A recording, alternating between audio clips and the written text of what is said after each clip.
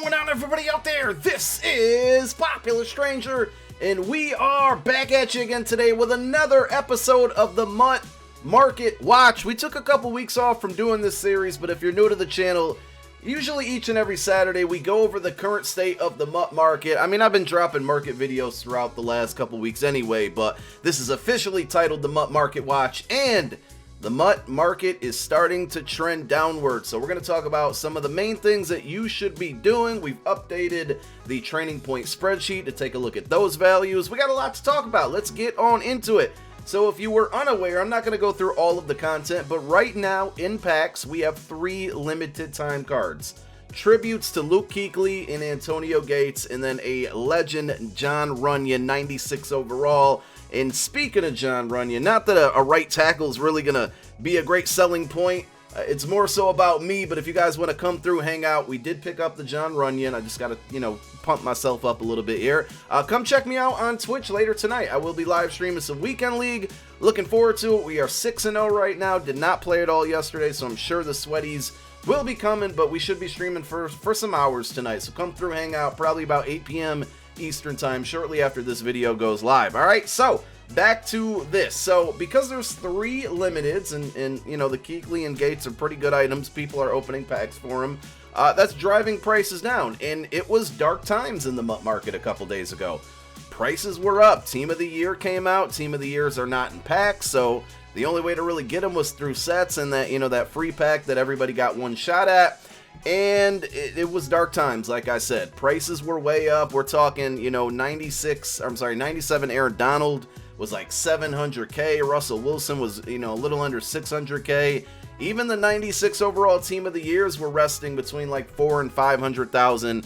And, everything was up. That's the best way I can put it. So I'm glad to see it's coming back down. I wanted to visit the Training Point spreadsheet. If you guys are new here or don't have this, down below in the comments section, not comments, but description of this video. It's in every single video I put out. This, my sniping guide, and I feel like there's one other thing that might still be in there, but make sure you bookmark this. If you want to edit it yourself, all you got to do is go to File and then make a copy, and you can edit these values all to yourself.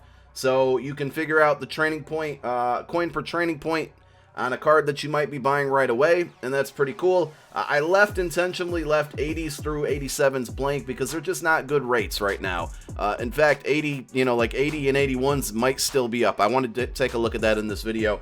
But, we were looking at 14, 15 coins for Training Point. Right now, 91s at about 72K, 95s at 270K. 96s at 370K, and even 97s, that's right, Aaron Donald at 500K, are the best values. You're always going to find better value the higher you buy or the more you buy.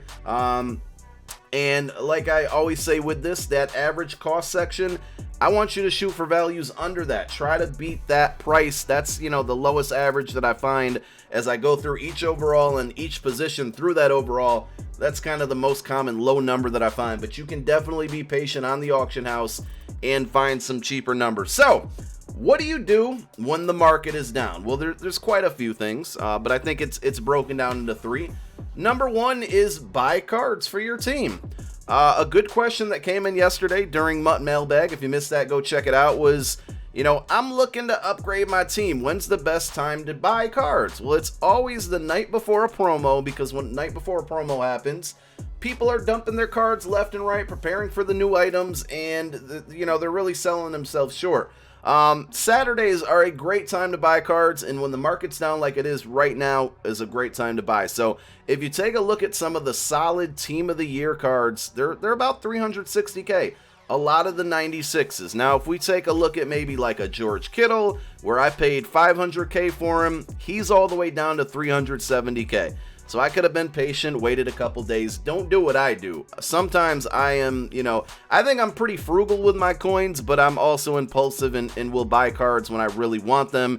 And that Kittle was one of them. Jamal Adams is another. This guy I paid like 520K for, as you can see, he's down. So if you're looking for cards and you got some coins to spend, today's the day. Right now, tonight's the night. It's been most of the day.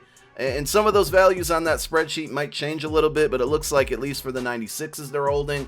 So number one thing to do is buy, and then I'm going to say / invest. Now, I'm not going to tell you what cards to invest in because I don't want to give you bad information, right? Like, I always kind of point you guys towards some things that I say, hey, this might do that and this. And I never do it myself, and a lot of times I catch an L. But if you are thinking about certain investments, today is a day that you want to start making those investments. You know, who are you going to make investments on? You can always look at the really popular guys who have not gotten a card in a while, like Von Miller, Zeke Elliott. There's a lot of defensive cornerbacks like Patrick Peterson, Darius Slay. Drawing some blanks here, but you know, Jalen Ramsey. So think about the popular MUT guys who are needing an upgrade. Bobby Wagner was one of them. I'm a little curious.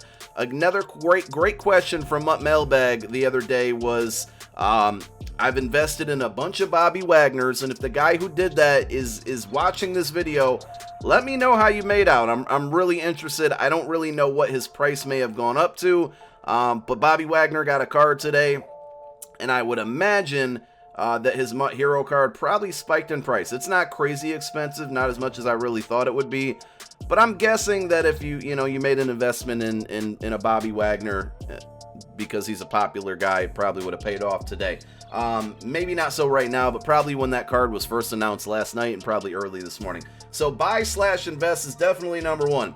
Number two, you got to crunch some numbers, you got to do some math, but when cards are globally down, I'm telling you guys, sets are the way to go. So I'm not going to do a single one, particularly, but the best two to do are theme builders and legends. So theme builders are kind of cool because they're the legends who got theme builders, or theme diamonds, I should say, they're getting re-released. Now, I don't really know how much John Runyon is going to be moving the market right now, but if you didn't do John Runyon's set, today is a good day to kind of check the price of what his card's selling for, his 89, right? And then go through, and if you haven't done this set, price out how much each card costs. And if you write down, like I did a video specifically on this, I'll try to explain it without showing you that spreadsheet, which I don't even know where that spreadsheet is. I'll have to try to find it now that I know that you guys can edit it. But what I always do is when I'm doing a whole set, and this is for legends, for these types of sets, is I'll go through every card that I don't have and I'll search the auction house. And at that point, I write down how much it costs. I total that all up and I say, damn, if I did this set right now, this is the cost. Then I make a second column. I go all the way down, and next to each number, I write my target price. And I always shoot for a little bit lower. So I'm throwing hypotheticals out here, but if this Lane Johnson costs 10,000 coins, at the time that I checked it through my first pass, I would then write like 8.5 or 9K. I would undercut it by 1,000 to 1,500. If you do that on every card, then you go down and total up that second column. And now you kind of have a right now price and a target price, and then a third column is your actual price. So you're going to shoot for the target. Sometimes you're even going to find items cheaper than what the target was. And if you do that, you're going to find yourself, getting the item for cheaper than you even anticipated in the target section. I hope this is making sense. But I say all that to say this: if you total up that target column and it says, again, I'm just going to use randomly round numbers. It says you could do this John Runyon card for 100K.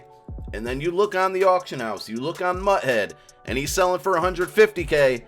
Do that set, sell the reward card, and you easily made some coins. It can be a little time consuming, but on a day like today where the auction house is going to be active, the gold, some of these gold cards could be a little tricky to find. You got to stay patient, like stay true to your target value. But legends are another thing that are really good. Not so much the new legends, but if you just kind of go back some weeks and look for the popular players, like, a Randall's probably popular.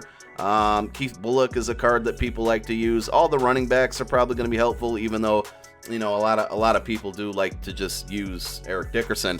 But just kind of go through, look up how much Jim Brown's costing, then look up how much it's going to cost to do a set. And if you find a pretty good discrepancy, minusing that 10% tax, it's a great way to make coins. So always look at sets on days like this when the market's way down. And then number three is, I talk about it all the time, guys. You should know already. You gotta work that auction house and flip these cards, man. That's all you gotta do. Very, very simple stuff. I can do this every day. Now, my money maker, like my 82 and 83s, they've been hurting for a little while because, you know what I'm saying? Like the auction house has been a little crazy with these 80 and 81s. Even these are still a little bit up. And you can, I don't want to give this advice, but like with limiteds and packs right now, get a gold player packs are not a bad idea because 80 and 81s fly out of those packs, and you're basically not saying you're going to always make coin, but you got the potential to pull a full legend. You got the potential to pull one of those limiteds, very slim, not likely going to happen all the time. But every time you pull out one of those 80 and 81s, you know, these are selling for a lot more than they should right now. And that's all because of the gingerbread collectible set, which I've talked about many times this week. But flipping cards, going back to number 3, you know, all you got to do is go to a very basic filter. This one has been really good for me throughout the last couple weeks. But you take a card like 82 to 83, not a specific card, but you just do no filter. I'm doing this on the fly here. I could pull up my spreadsheet, but it's just going to take too much work. I don't know if it's going to be fitting the screen and all that. And you take 8,800 minus 10%, means that card would sell for about 7,920. You say, I want to make about 500 coins per flip. So you minus 500, and bam, that's what you're looking for. Anything, we're going to say under 7.4. So then we would just go through each position here, and any time that we find something under 7.4, we're going to immediately buy it and then relist it at 8.8, and every time it sells, you're going to make 500 coins. Throughout this whole, you know, transition of going through every single position, I promise you, you're going to find, and you got to shoot for 83s, by the way, not 82s. Be aware of that in this situation. Anytime you get something 7.4, it's 500 coins. I know you're thinking, pop, 500 coins, big whoop, so what, who cares? It adds up, I'm promising you. Plus, when you make these rounds, when you go through all of these cards, you're gonna find some for 5, 6K. You're gonna catch some people slipping.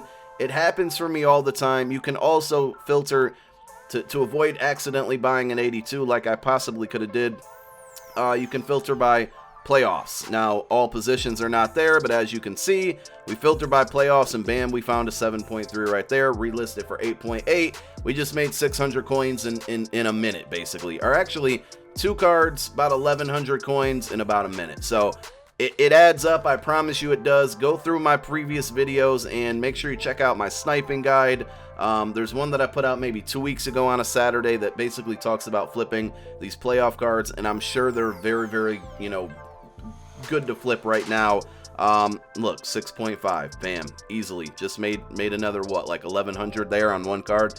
Do it, guys. I'm telling you, man. That is MUT Market Watch. We'll be back with some videos tomorrow. Don't forget the live stream tonight. Market is down. Buy. Make coins, boys. And come out, hang out, and Twitch with me. I'm out. Peace.